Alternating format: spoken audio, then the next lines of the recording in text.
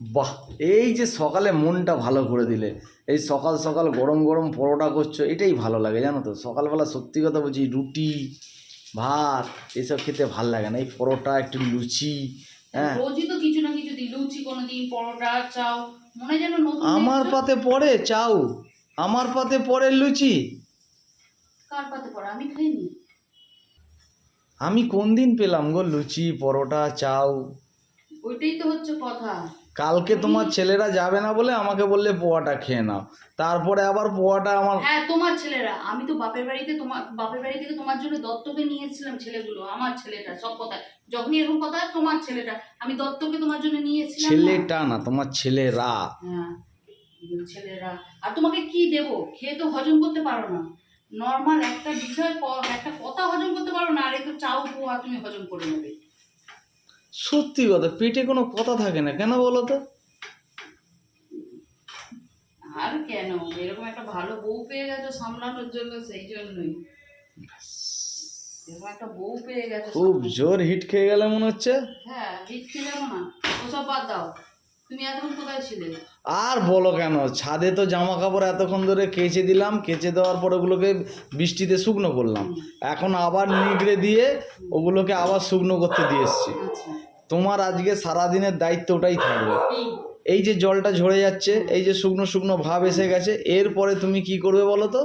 যদি বৃষ্টিতে কোনো কারণে ভিজে যায়, আবার নেগড়াবে, আবার মেলবে। মানে সারাদিন আমি শুধু নেগড়াবো আর মিলবো, আজকে হ্যাঁ, সারাদিনে আমার কাজ। ওটাই কাজ, মানে অন্য কোনো কাজের দিকে ধ্যান দেবে না। হ্যাঁ, আজকের কোটা হচ্ছে সারাদিন নেগড়াও আর মেলো। মেলো, ব্যাস ব্যাস ব্যাস তা ব্যাস। ভাত থাক রান্না বাড়ি করবো না তো?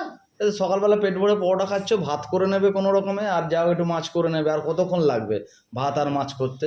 আচ্ছা, করতে থেকে আর সারাদিন লাগবে? হ্যাঁ, ভাত আর মাছ করতে কতক্ষণ লাগে, তরকারি করতে, এই রান্নাঘর পরিষ্কার করতে আর কতক্ষণ লাগবে? কতক্ষণ লাগবে ঘর বুঝতে দোরের পেরেছি। কাজ আর কতক্ষণ লাগবে? ঘর ধরে কাজ তো মোটামুটি তুমি করেই ফেলেছো, ওপরটা তো পরিষ্কার করে ফেলেছো। এবার ছাদের মধ্যে বসে থাকো তুমি, নেগড়াও আর মেলো। হ্যাঁ, কেন, লিভিং এ অত বড় একটা দড়ি টাঙিয়েছি, জল জল ঝরা ঝরা হয়ে গেলে লিভিং এ দিয়ে দাও বাবা। আমি পারবো না, যদি তুমি পারো অফিস ছুটি করে আজকে নেগড়াও আর মেলো। ওই মুখ না পোড়া এখন চিল্লাচ্ছে দেখো। মাসের প্রথম সপ্তাহ ছুটি করা যাবে না। এই মুখ পোড়ার আবার কি হলো? আটকে রেখেছে মনে হয়। আটকে রেখেছে, আটকে রেখেছে। জানি না, এটা চিল্লাচ্ছে কেমন করে? কোথায় চিল্লাচ্ছে? ওখানেই চিল্লাচ্ছে। ওই লিজা চিল্লাবে আর আমাদের অডিও পাগলা হবে। হ্যাঁ, ছেলেটা আমার বিয়ে করার জন্য পাগল হয়ে গেছে, আর লিজা আর এরা এইভাবে চিল্লালে ছেলে আমার পাগল হয়ে যায়। ছেলে আমার চলে গেছে জানলার সামনে। জানলার সামনে চলে গেছে।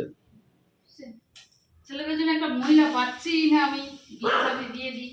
ছেলেটা আমার পাগল হয়ে কেন, গেছে। সেনকে শাশুড়ি এসেছিল, কি বলে গেল? শাশুড়ি তো এসেছিল।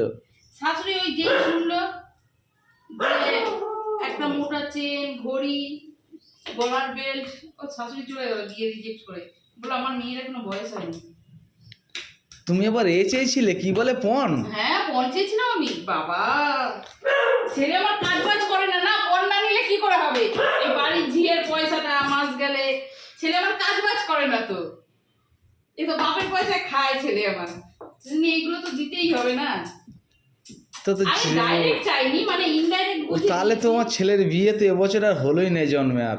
না বাবা, ওরকম মেয়েও পাওয়া যায়, ওরকম মেয়েও পাওয়া যায়। ডাইরেক্ট বলিনি, ইনডাইরেক্ট বলে দিয়েছি, ঠিক আছে? ও ইনডাইরেক্ট বলেছে। হ্যাঁ, ইনডাইরেক্ট বুঝে গেছে। ও, তা দেখো সাবধানে থেকো, কিন্তু পণ নিলে কিন্তু আবার পুলিশ ধরবে, পণ নিলে কিন্তু পুলিশ না না, ধরবে। এটা তো ডাইরেক্ট বলা না, এটা ইনডাইরেক্ট বলা।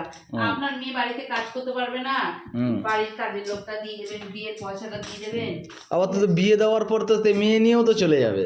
হ্যাঁ, ঠিক আছে, এই এই ইনডাইরেক্ট তুমি বুঝবে না, এইসব ব্যাপার আছে অনেক। তুমি ওপরে চলো, খেতে দিচ্ছি। চলো তাই চলো।